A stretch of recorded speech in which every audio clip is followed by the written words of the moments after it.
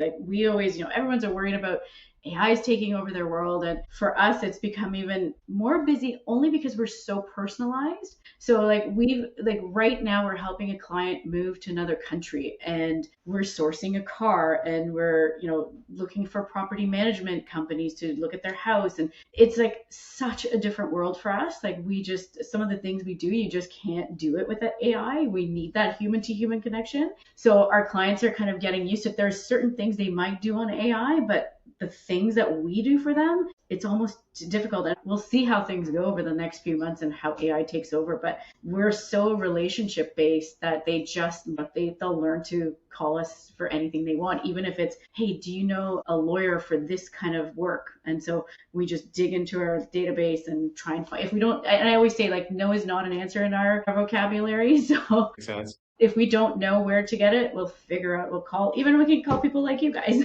to tell us where to go. So we know everybody. We have to have such great relationships to be able to fulfill some of the things that we do. Sometimes we get requests of things that I would never even thought would have been the thing.